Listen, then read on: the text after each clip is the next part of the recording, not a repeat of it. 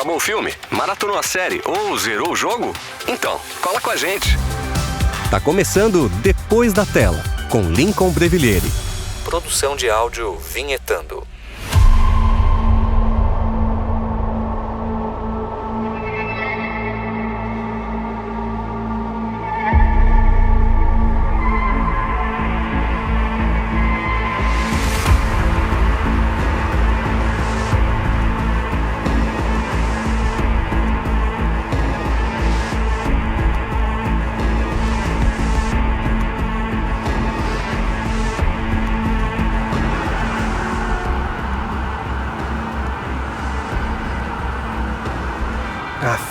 Tem dias que parece que a cidade acordou antes de mim, hein? Como se o mundo já tivesse decidido quem eu sou, quem eu preciso ser, antes mesmo de eu abrir os olhos.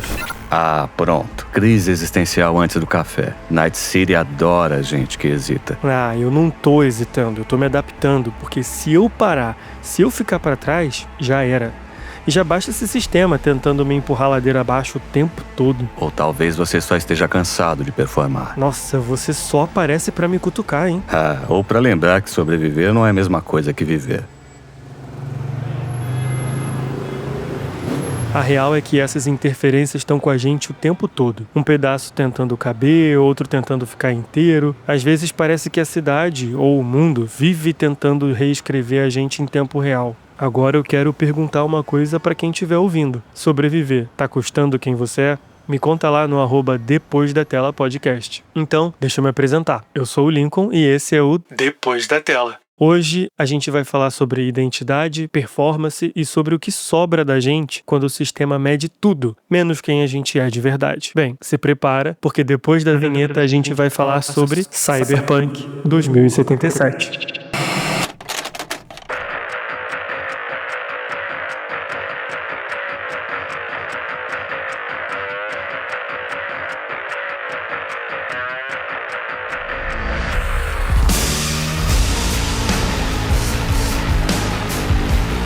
Tem uma coisa curiosa sobre a expectativa. Ela cria vínculo antes mesmo da experiência existir. A gente não tá se apegando ao que é. A gente se apega ao que promete ser. A gente se apega a uma possibilidade. E foi exatamente isso que aconteceu com Cyberpunk 2077. O jogo nem tinha uma data certa para chegar nas lojas, mas ele já ocupava um espaço gigante no coração da galera mundo afora. Bastou aquele primeiro trailer, que cá entre nós não mostrava nada, para rolar um verdadeiro surto. E vira e mexe, aparecia alguém da produção colocando ainda mais lenha na fogueira e prometendo um nível absurdo de liberdade, de escolhas moralmente difíceis. Falava que a cidade ia ser viva e ia reagir a cada decisão do jogador. Night City não seria só um cenário, seria uma fantasia coletiva. E é claro que tinha também o peso do histórico. Se a CD Projekt Red, produtora do jogo, já tinha colocado a barra lá em cima com The Witcher 3, com Cyberpunk 2077, eles pareciam estar dispostos a zunir essa barra longe. E eu lembro bem do clima da época, geral falando que não ia ser só um jogo, seria o jogo. Aquele que ia marcar uma geração inteira. Sempre é, até não ser. Só que aí veio o lançamento. Ai, tadinho, que tombo feio, hein? O jogo saiu todo zoado, quebrado mesmo. Era só a gente abrir a internet e ver a cada hora uma nova postagem relatando um bug mais bizarro do que o outro. Isso sem contar as quedas de desempenho. No meu caso, especificamente, o jogo simplesmente não tinha som.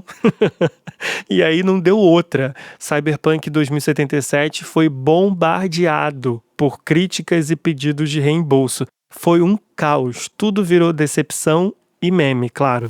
A internet transformando frustração em piada? Nossa, que novidade. Eu, particularmente, tenho uma preguiça enorme de guerra de internet. Eu detesto burocracia, então eu fiz o que eu sempre faço nesses casos. Deixei pra lá. Hoje em dia, inclusive, virou quase padrão dessas grandes empresas de entretenimento lançarem jogos inacabados e irem consertando no caminho, sabe? Fazendo patches e atualizações. Mas o problema nunca foi só técnico, ele foi emocional. Mas enquanto eu escrevia esse roteiro, eu fiquei pensando como essa indústria funciona. Ela é basicamente movida à expectativa e hype. Um monte de promessa que não se cumpre, projetos que vêm com esse papinho de revolução e entregam o básico mal feito e às vezes nem isso. Só que tem um detalhe que eu acho importante dizer. Frustração não é nenhuma novidade na vida adulta. Na verdade, ela é praticamente o padrão, né? Todo mundo já criou expectativa demais sobre alguma coisa. Seja um projeto, um relacionamento, uma conquista, e aí descobriu que aquilo não entregava nem metade do que prometia. E às vezes nem era só decepção. Às vezes a gente simplesmente percebia que aquilo não era pra gente. Ou pior, só era ruim mesmo. No caso de Cyberpunk, a queda teve um peso um pouco diferente pra mim. E para eu explicar isso, eu vou precisar voltar um pouquinho no tempo. Videogame sempre foi parte do meu dia a dia. Desde muito pequeno. Eu sempre joguei, mas isso não era bagunça, tá? Sempre foi ritual. Eu jogava só depois que eu terminava o dever de casa, depois que eu terminava os meus afazeres, as minhas responsabilidades. Era como se fosse uma recompensa. Só que isso acabou ficando. Até hoje, jogar é o meu jeito de me desligar do mundo. É o meu ritual de descompressão. Tem gente que gosta de correr, de meditar, de ficar deitado vendo uma série. Eu gosto de jogar. E ainda tem um outro ponto importante nessa história. Eu nunca fui de comprar nada em pré-venda. Nunca fui de cair em hype fácil, sabe? Então imagina o tamanho da surpresa quando eu finalmente abro uma exceção e o jogo veio do jeito que veio. E ele não era só um produto ruim, ele representou uma quebra de um momento seguro pra mim, sabe? De chegar em casa no fim do dia, depois de ter feito tudo que eu precisava fazer, sentar pra relaxar e nem isso funcionar. É uma sensação pequena? Com toda certeza. Mas não deixa de ser chata pra caramba. Afinal de contas, eu gastei uma grana nisso, né? Não é nada barato. Mas a vida adulta tem muito disso, né? A gente faz o que tem que fazer, segura a barra, entrega o que esperam que a gente entregue e quando chega a hora da recompensa, ela não vem, ou pior, vem quebrada. E tem dias que a gente começa a suspeitar que a tal recompensa nunca foi de fato garantida. Talvez a gente só tenha acreditado demais na promessa. Aí eu larguei o Cyberpunk de mão. Parei de acompanhar a notícia, parei de esperar qualquer coisa. E foi só depois de muito tempo, já com o jogo todo remendado, ajustado, funcionando de uma maneira um pouco mais digna, que eu resolvi voltar para Night City. Mas dessa vez, sem hype, sem fantasia. Só com a curiosidade honesta de quem já tinha gastado muita grana nesse jogo praticamente inútil. E aí eu pensei, tá, e agora? O que é que ainda sobra depois que o hype morreu? Pra quem nunca jogou ou só ouviu por alto, Cyberpunk 2077 se passa em Night City, uma metrópole futurista onde tudo gira em torno de poder, dinheiro e imagem. A gente controla o V, que pode ser homem ou mulher, com passados diferentes. Um mercenário tentando sobreviver numa cidade que promete tudo, mas cobra caro por cada migalha. Nesse mundo, corpos são modificáveis, memórias podem ser gravadas e a sua identidade vira quase um acessório. Você troca partes do corpo como quem troca de roupa. Pelo preço certo, tudo pode ser otimizado. Você pode ser mais rápido, mais forte, mais desejável ou pelo menos mais útil. E talvez seja isso que nos assuste mais, quando a utilidade começa a substituir a sua identidade. Só que a grande virada da história acontece quando o V, ou AV, passa a dividir a própria cabeça com Johnny Silverhand. Eu mesmo. Um roqueiro anarquista, morto há décadas, que agora existe como uma consciência digital implantada no seu cérebro. A partir daí, o jogo deixa de ser só sobre missões e gangues e corporações, ele vira uma convivência forçada entre duas visões de mundo, uma tentando sobreviver e outra que já desistiu de acreditar. E antes que a gente siga pro ponto que realmente importa, eu acho que vale a pena explicar rapidinho o que esse termo cyberpunk significa. Porque não é só estética neon, braço mecânico, cidade chuvosa. Cyberpunk como gênero sempre falou sobre futuros altamente tecnológicos, mas emocionalmente miseráveis. É o famoso alta tecnologia, baixa qualidade de vida. Um mundo onde tudo avança, menos o cuidado com as pessoas. Onde o progresso definitivamente não vem acompanhado de acolhimento e a promessa de liberdade quase sempre chega com umas letrinhas miúdas, sabe? E é a partir desse choque entre tecnologia absurda e vidas cada vez mais apertadas que o jogo Cyberpunk 2077 começa a falar de algo muito mais próximo da gente do que parece. Só que uma coisa sempre me chamou a atenção logo de cara. Ele te oferece 3 caminhos iniciais, 3 passados, 3 histórias. E no fim das contas, todas elas vão levar para o mesmo ponto. Claro que isso é um recurso narrativo. O roteiro precisa te colocar no lugar certo para a história começar de verdade. Mas se a gente for parar para pensar, quantas vezes a vida também não funciona exatamente assim? A gente escolhe entre opções que parecem muito diferentes, mas que no fundo vão levar a consequências muito parecidas. E isso conversa diretamente com um sentimento que, para mim, não nasce de um evento específico. Ele vai se instalando aos poucos na vida adulta. Uma hora você está sobrecarregado no trabalho, depois preocupado demais com as contas, depois com o futuro do planeta, vendo recordes de calor sendo quebrado ano após ano, e quando você percebe, está sempre resolvendo alguma coisa. No meu caso, quando eu entro no modo resolver problema, eu me desligo de todo o resto. Eu foco no que eu preciso fazer e não penso muito, eu não abro espaço para sentir demais. É como se eu estivesse em queda livre e eu sei que o chão vai chegar, mas enquanto ele não chega, o foco é ajustar a posição do meu corpo. E isso funciona. Sobreviver cansa. Só que o curioso é o que acontece depois, quando a poeira baixa e o caos passa e o chão finalmente chega. Bate um cansaço enorme e uma coisa que eu apelidei carinhosamente de ansiedade retroativa, porque eu começo a revisitar mentalmente tudo que poderia ter dado errado naquele momento específico, mesmo sabendo que não deu errado. E é como se o meu corpo tivesse sobrevivido, mas a cabeça ainda estivesse tentando entender aquele estrago que ficou. E aí entra um outro ponto que eu acho muito importante a gente falar e que é impossível de ignorar: dinheiro.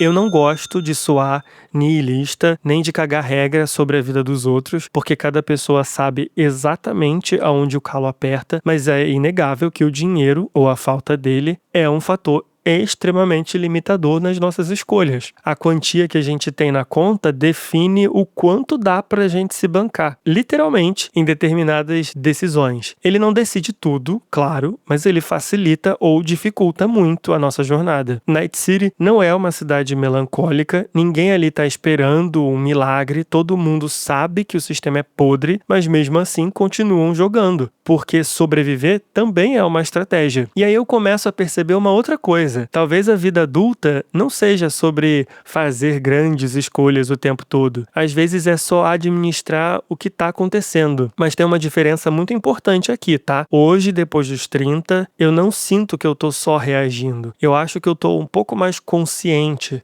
das minhas escolhas, só que elas são melhores? Aí eu já não faço a menor ideia, mas eu entendi que uma coisa pode mudar tudo. Viver só projetando o futuro é uma forma muito elegante da gente ignorar o presente. E talvez a maior mentira que vendam pra gente seja essa promessa do quando. Quando você ganhar mais, quando você se estabilizar, quando você conquistar, quando você chegar. Night City vive prometendo o topo, mas a vida acontece no agora e existe uma diferença enorme entre sobreviver e viver. Sobreviver é reagir, é apagar incêndio, é ajustar o corpo na queda livre. Viver é uma escolha consciente. E talvez a maturidade não seja chegar no topo, nem ganhar mais, nem ter certeza de nada. Talvez maturidade seja olhar para o caos e dizer: eu sei que o sistema é falho, eu sei que a recompensa pode nem vir, mas eu ainda vou decidir quem eu sou dentro disso. Porque no fim das contas, o mundo pode limitar as suas opções, o dinheiro pode limitar os seus movimentos, a cidade pode limitar os seus sonhos, mas ninguém decide por você se você vai continuar vivendo no piloto automático ou não. E isso, em qualquer Night City da vida real, já é um ato de rebeldia. Pausa dramática. Agora é hora da nossa pausa dramática. Aquele momento que a gente para tudo e fala sobre a cena que mais marcou. Antes da gente continuar, eu vou pedir para o nosso editor soltar aqui um alerta de spoiler. Eu vou comentar sobre algo que acontece no início do jogo, mas pode ser que você prefira experimentar Cyberpunk 2077 sem saber de nada, então pode pular direto pro bloco 2, beleza? eu queria conversar com vocês sobre a morte do nosso parceiro Jack. Essa não é uma cena que me marcou por motivos pessoais, mas sim porque, na minha opinião, ela foi muito bem escrita. Ela me desarmou totalmente. Vale lembrar aqui que ele não é um personagem que fica muito tempo na trama. A gente não passa dúzias de horas do lado dele e nem vivemos grandes arcos juntos, mas mesmo assim dói pra caramba. Quem já viu Up, Altas Aventuras da Pixar, sabe bem do que eu tô falando. Não é sobre tempo de tela, é sobre a clareza desse vínculo. A gente só sente porque a construção narrativa é muito bem feita. O roteiro faz tudo de uma maneira muito consciente. Como eu disse antes, o nosso personagem pode começar com 3 passados diferentes, e todos eles vão levar pro Jack. Ele representa uma saída, uma parceria, uma possibilidade de que Night City não seja só um lugar de sobrevivência. Ele é extremamente carismático, sonhador, exagerado, cheio de planos. Ele fala do futuro o tempo todo, e o roteiro é inteligente o suficiente para não ficar fazendo piada disso, não ironizar com isso. Simplesmente deixa ele acreditar nesse sonho. A relação entre V e o Jack é construída de uma maneira muito rápida e potente. A missão inicial, aquela que varia de acordo com o caminho que a gente escolheu, serve como um tutorial, mas logo depois disso o Jack te chama para ser um mercenário. É uma espécie de faz tudo em Night City, e quando eu digo faz tudo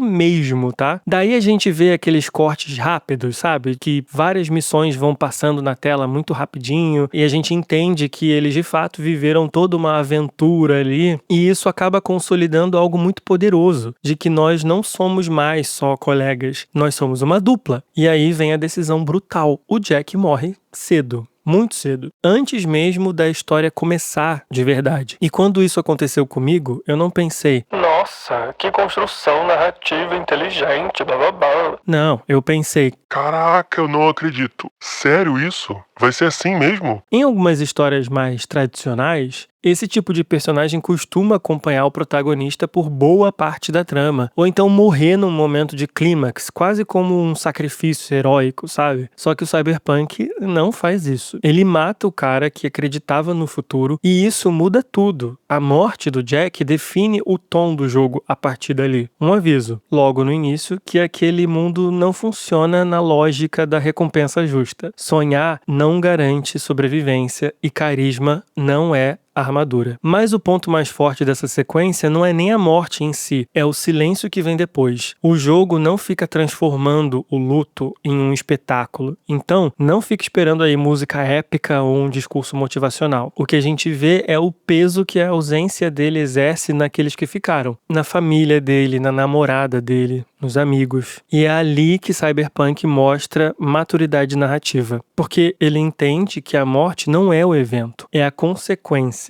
O Jack vira um vazio que reorganiza tudo ao redor. Ele vira motivação, culpa, raiva, desejo de vingança, mas acima de tudo, ele vira um lembrete constante de que aquela cidade cobra caro e cobra cedo. E talvez seja por isso que essa cena me marcou. Não porque ela me fez chorar, mas porque ela me ensinou uma coisa que vale pra fora do jogo também. Existem sistemas que não premiam sonhos, eles testam resistência. E quando você entende isso, você para de esperar a justiça automática e começa a jogar diferente, especialmente na vida real. Porque ali eu entendi que esperar recompensa pode ser a forma mais lenta de perder tempo.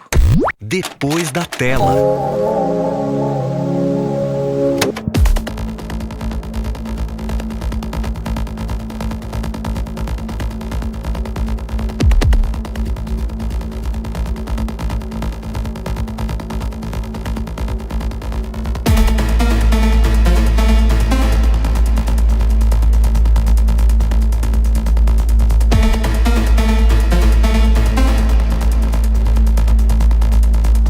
Antes, a gente falou muito sobre sobreviver dentro de um sistema que não promete recompensa justa. Agora eu quero puxar esse papo para um outro tipo de sistema. Um pouco mais silencioso, mas igualmente eficiente. Porque em algum grau a vida é um palco. E não, isso não é necessariamente um problema. Performance nem sempre é sinônimo de falsidade. Pode ser adaptação, leitura de ambiente, estratégia. Afinal, você não vai falar com o seu chefe da mesma forma que você fala com um amigo. Você não se posiciona da mesma forma em todos os espaços. Um exemplo clássico disso são aqueles namoricos adolescentes, sabe? A gente conhece alguém legal, tenta de tudo que é jeito agradar aquela pessoa, aí vai mostrando um discurso aqui, um comportamento ali, vai mexendo nos nossos gostos, mostrando uma versão nossa que não é exatamente falsa, mas não é 100% real. Só que tem um detalhe muito importante aí. O outro lado tá fazendo a mesmíssima coisa. E é claro que isso não se sustenta para sempre. Às vezes termina mal, às vezes as partes vão se ajustando, às vezes dá certo justamente porque em algum momento as máscaras caem e o que sobra ainda faz algum sentido. O problema é quando a performance deixa de ser uma ferramenta e começa a virar sua própria identidade. Quando você já não sabe mais aonde termina a adaptação e começa a obrigação de ser uma versão constante de si mesmo. E aqui entram as redes sociais, porque ali a performance não tem intervalo. Ela não vai acabar no fim do dia quando você pega as suas coisas e vai embora do trabalho. Ela pede constância, ela pede manutenção, atualização. Você cria uma persona, um eu editado e começa a alimentá-lo como se fosse uma extensão obrigatória da sua própria existência. E o mais perigoso não é nem o julgamento direto, é o placar, são as curtidas, o alcance, o engajamento, o número de seguidores. Tudo isso vai virando uma espécie de régua, dizendo se você está indo bem ou se você só é mais um projeto perdido no meio da multidão. Inclusive, isso me lembrou inevitavelmente o episódio Nosedive de Black Mirror. Fica aí a sugestão. E olha, eu não sou nenhum expert no assunto, mas eu acho que saber como essa máquina do marketing funciona não torna ninguém imune a ela. Eu posso até saber alguma coisa sobre design, mas isso não garante que eu não vá ser engolido. O cérebro humano é cheio de pegadinha e de imprevisibilidade que torna tudo muito mais perigoso. É difícil a gente não cair nessas armadilhas quando a linha que separa a nossa vida virtual da real tá cada vez mais borrada. Olhando para hoje, 2077, não parece estar tão longe assim, né? E olha que curioso, eu nem sou uma pessoa muito ativa online, a minha vida digital é basicamente compartilhar meme e desaparecer, e mesmo assim é impossível não sentir o barulho. Quando eu penso no depois da tela, por exemplo, às vezes bate uma sensação estranha de estar sempre correndo atrás de alguma coisa, como se eu tivesse começado uma corrida muitos metros antes da largada. Não tem como competir com gente que está há milhares de seguidores na minha frente e resolveu criar um projeto novo do nada. E isso mexe com a minha cabeça, mesmo quando eu sei que não deveria. O que mais dói nem é o dinheiro, não é a monetização. É justamente esse alcance, esse reconhecimento. É você colocar o seu coração inteiro num projeto e no fim do dia ele só parecer mais um link rolando no feed de alguém. E eu sei que isso pode parecer uma reclamação, mas não é. É uma constatação, na verdade. É porque todo mundo quer ser visto e o algoritmo sabe disso. Ele transforma visibilidade em recompensa psicológica e transforma silêncio em invisibilidade calculada. E pensando bem, talvez eles tenham mesmo começado muitos metros na minha frente, mas essa nem deveria ser a questão principal. A verdade, a grande questão, deveria ser a tentação de moldar para se caber. Que a invisibilidade dói, todo mundo já sabe, mas ser moldado dói de um jeito diferente. Ser moldado significa ajustar o discurso, de aparar as arestas, suavizar o seu posicionamento. E eu já me peguei fazendo isso. Não necessariamente mudando a essência do projeto, afinal de contas, para você que me acompanha desde o início, a gente não mudou, mas eu tento segurar algumas falas porque eu sei que a internet é um campo minado.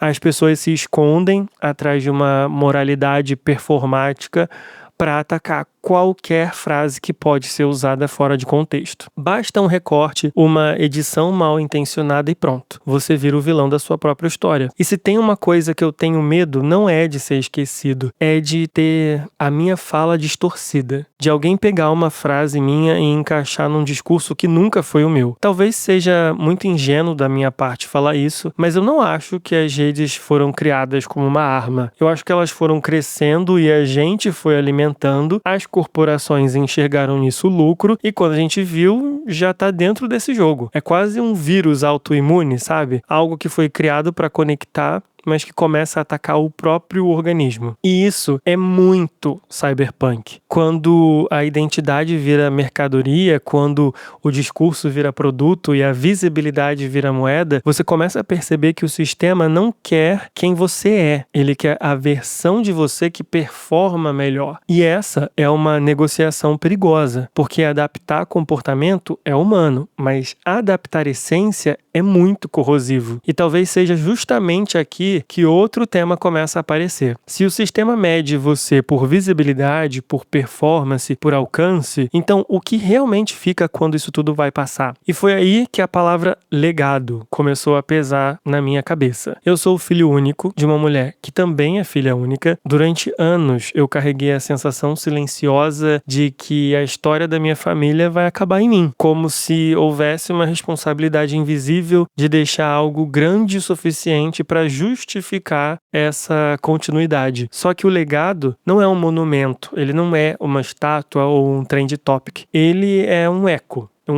que não é um controle. Com o tempo e com a terapia, claro, eu fui entendendo que legado não é uma coisa só. Ele não precisa ser grandioso, público, eterno. Às vezes, legado é só deixar algo que faz sentido enquanto ainda estivermos aqui. Até terminar de escrever esse roteiro, eu não tinha me dado conta de que essa foi a forma que eu criei, de maneira consciente ou não, de gravar a minha estadia nesse mundo. Eu sei que o Depois da Tela é algo pequeno, é algo íntimo, mas é meu. Pode soar um pouco egoísta? Talvez, mas é um alívio saber que esses pensamentos e essas memórias vão continuar por aí em algum lugar, mesmo quando eu não estiver mais aqui. Então aqui é como se fosse o jeito que eu encontrei de organizar os meus pensamentos e de não guardar tudo dentro de mim. E se no meio do caminho uma pessoa, só uma, ouvir isso e pensar, ok, não sou só eu que penso assim. Então pra mim, já valeu. Inclusive, o Johnny Silverhand é um ótimo exemplo para esse papo. Cuidado com o que você vai falar, Vê. Ele passa o jogo inteiro tentando controlar a própria narrativa, tentando garantir que a versão dele sobreviva ao sistema que fez questão de apagá-lo. Mas ele não controla como ele vai ser lembrado. Ele só vira ruído. E talvez essa seja a parte mais honesta dessa história. A gente não controla como vai ser interpretado, a gente não controla o recorte que vão fazer, não controla se vão distorcer. O máximo que a gente controla é a intenção que a gente teve quando falamos. E é aqui que eu acho que vale uma menção honrosa ao anime Cyberpunk Mercenários, disponível na Netflix. Lá a gente acompanha a história de David Martinez, um garoto pobre que, graças aos esforços quase sobre-humanos da mãe, consegue estudar na Academia Arasaka, que teoricamente seria o melhor caminho possível. A história dele é, pra mim, um retrato cruel desse papo todo. Um garoto que vive fazendo escolhas desesperadas para se manter vivo e, acima de tudo, para manter